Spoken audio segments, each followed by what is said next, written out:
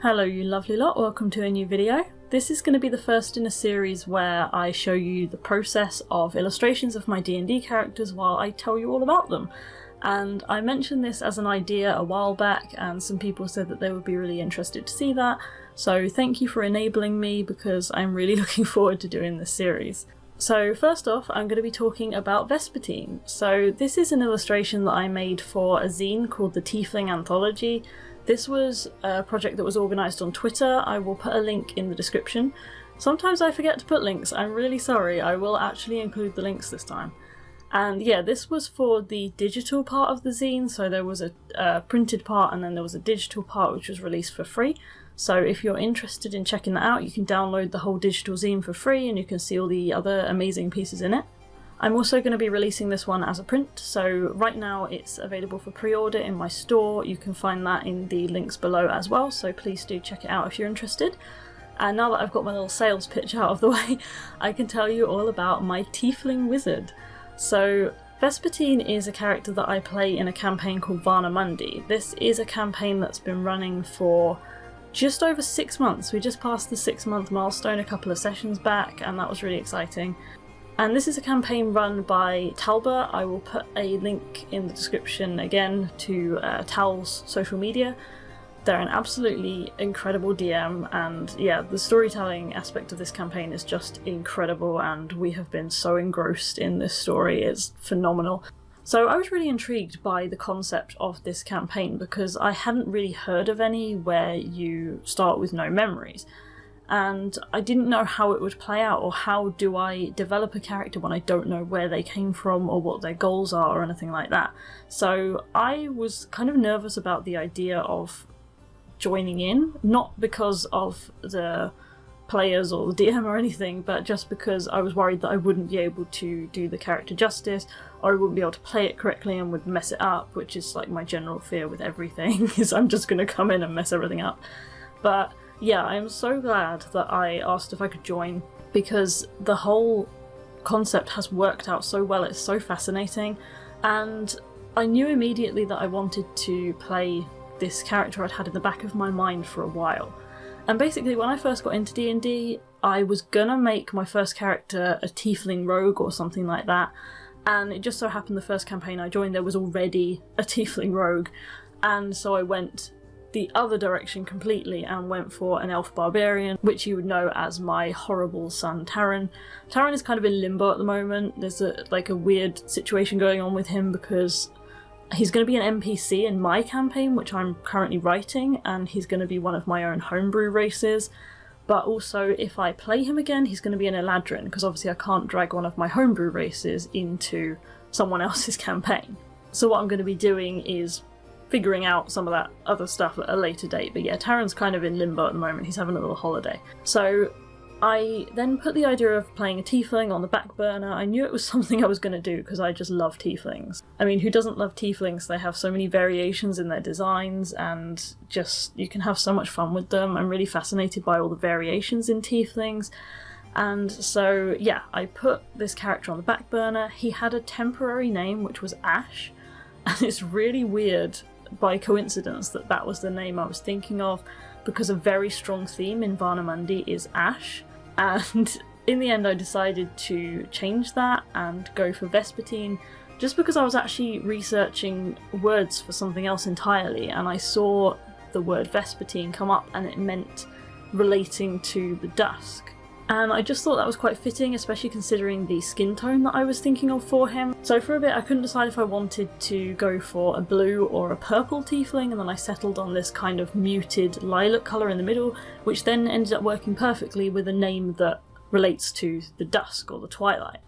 And so I went for Vespertine, and I actually think that his design has not changed that much from the original concepts, which surprised me. With all the options you can choose from for tieflings, all the different horn designs and tails and everything, I just thought for a while my main issue with this is going to be deciding what my character's going to look like.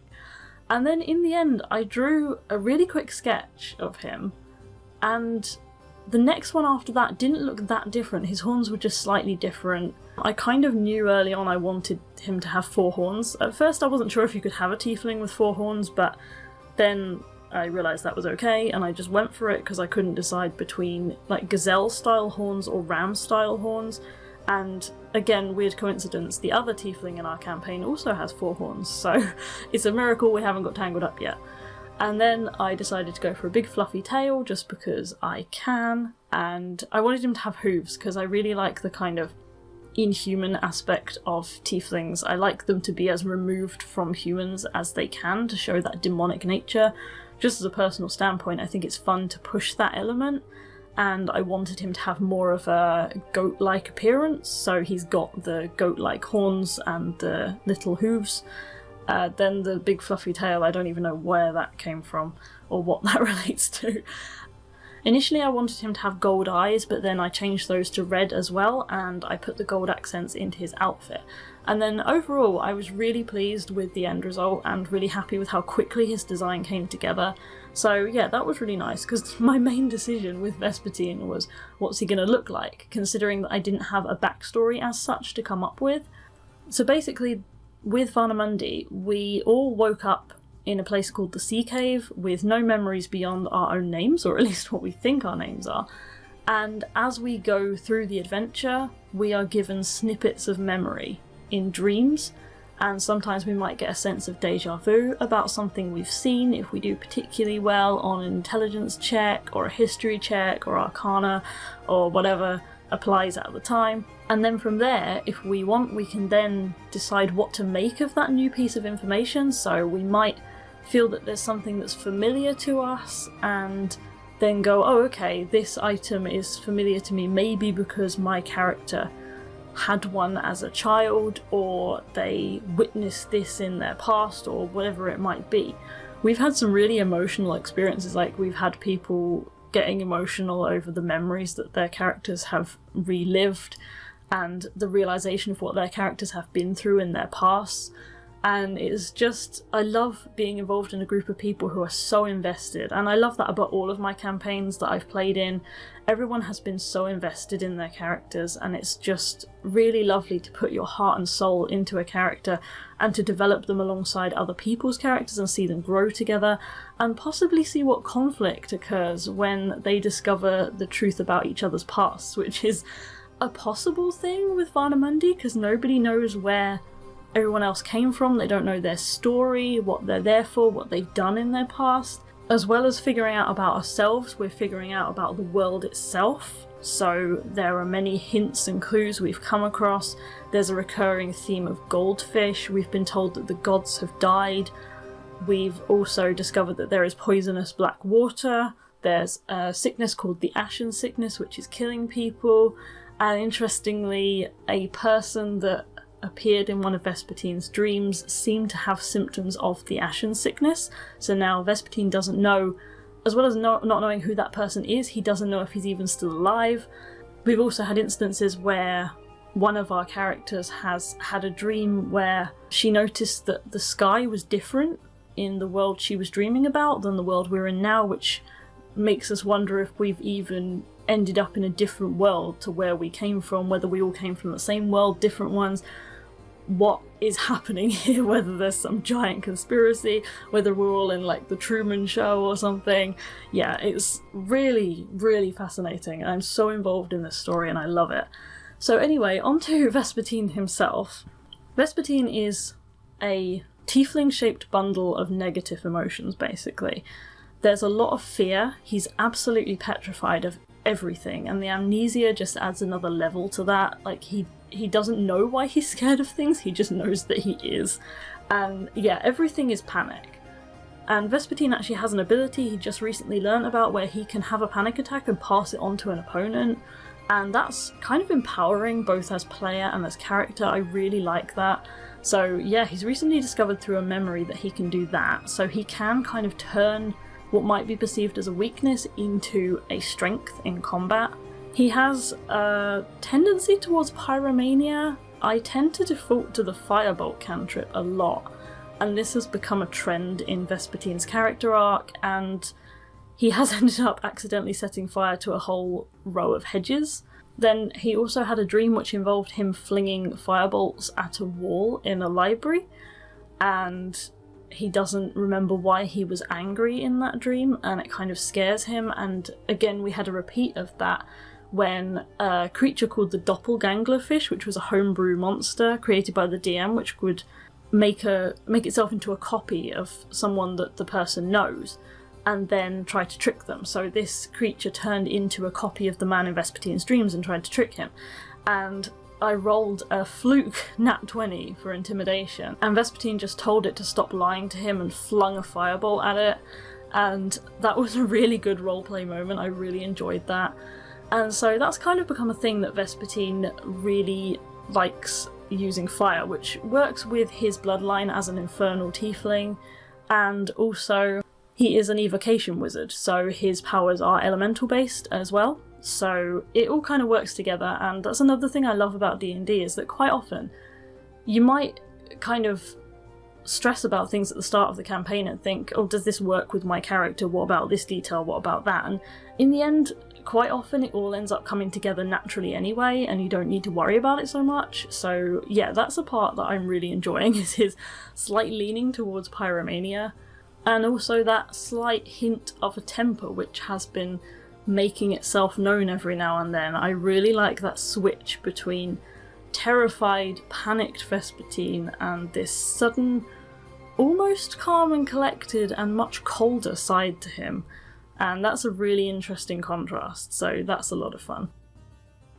Vespertine also has an owl familiar who you can see here. Her name is Aurora. She is a barn owl, or she is a fey creature in the form of a barn owl, given that she is made of magic. And in this illustration, I wanted to kind of portray her in the way that the DM described her appearance when he first used Find Familiar. So she kind of appeared feather by feather and constructed herself, if that makes sense. And it was a really, really good mental image. And I wanted to recreate that, but because I was working on this illustration on a very tight deadline, I didn't have the time to do that. So I decided to just kind of use the line art and make that pink to match with the magic that was flying around his hands, and kind of make it look as if she was on a different plane of existence to Vespertine, because she was being summoned out of another plane.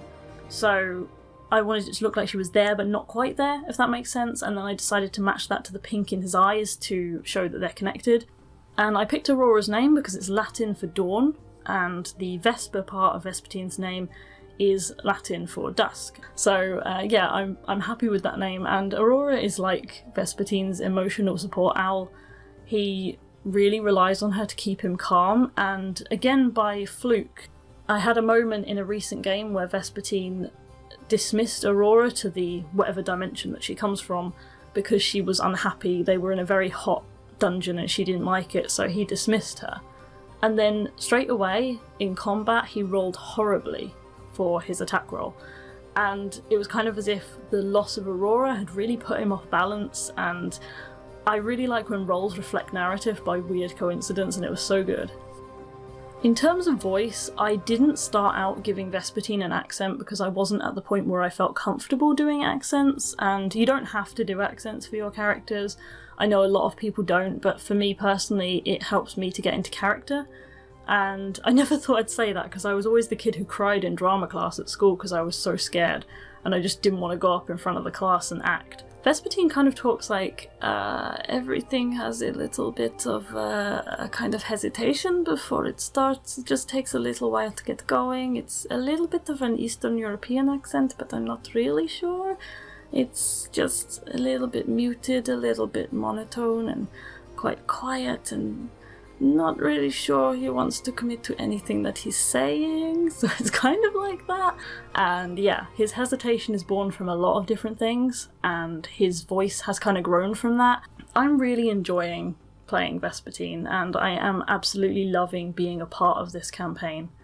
It's just wonderful to see the different artwork, the different concepts and theories, and we all share playlists for our characters as well, and it's just lovely to be in a group that's so involved with their characters. And yeah, like I said, all of my groups are like this and they're so invested. It's just wonderful to be a part of, so thank you so much to everyone who lets me play D&D with them. I did have a few people ask me about Vespertine's alignment, and there's not a huge amount I can say. I haven't completely settled on his alignment, but I feel that it's chaotic in some way, for sure. And I mean that as in, when I played Taran, he was chaotic neutral, and Vespertine is chaotic in a whole different way. His actions don't always come from a place of completely good intentions, whereas Taran was usually trying to do good, but he just went about it in completely the wrong way. Vespertine, his goals and intentions are maybe not all as good as they could be. I'm really skirting on the edge of spoilers here.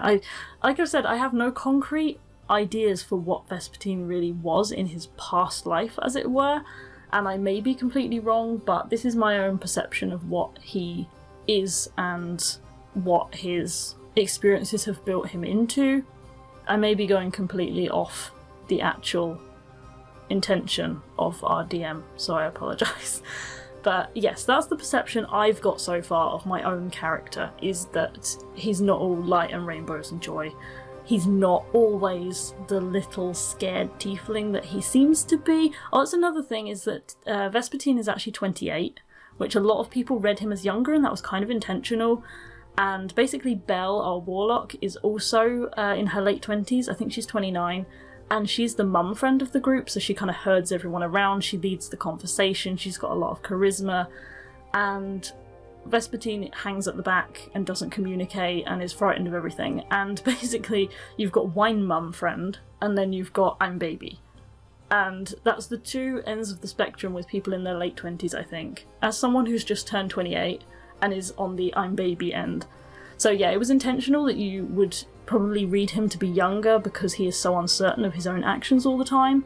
So yeah, this illustration was done in Paint Tool Sci on my Wacom Cintiq 22 HD. If you have any questions about how I created this illustration or about Vespertine as a character, please do let me know. I will try my best to answer them. This illustration was heavily inspired by the lyrics of a song called Hold On by Avia, and again I will put that linked in the description as well because it's a song that's on Vespertine's playlist, and I feel the lyrics kind of relate to his story a lot without being too specific, and especially the line about you're like a character from a book and every day I forget a page. That seemed very poignant, bearing in mind his dreams that he's had so far, and I wanted to blend that in with the image of his spellbook, and so I wanted to draw the pages flying out and disappearing away, and also try and use that as a compositional element to draw the viewer's eye around the page.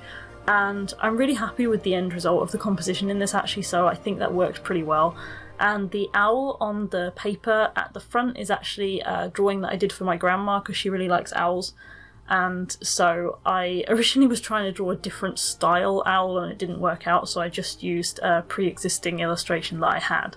This piece involved quite a few new techniques I hadn't tried before because of the speed at which I had to complete it, so that was a real challenge, but I really enjoyed the process of working on this and I'm extremely happy with the result. And this isn't his canon outfit, by the way, it's generally a much less complicated version of this, so I apologise to anyone who has drawn him in this outfit. I'm looking at our DM who I didn't tell that this was not the canon outfit, but never mind.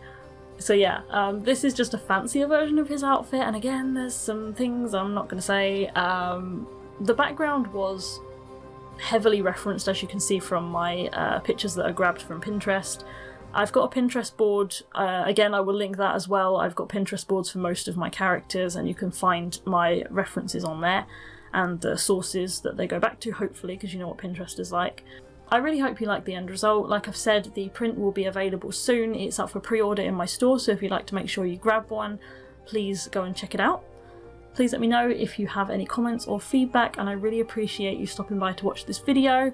I hope you enjoyed hearing about the first of my D&D characters, and I'm looking forward to telling you all about more of them. So thank you for watching, and I hope to see you next time. Bye!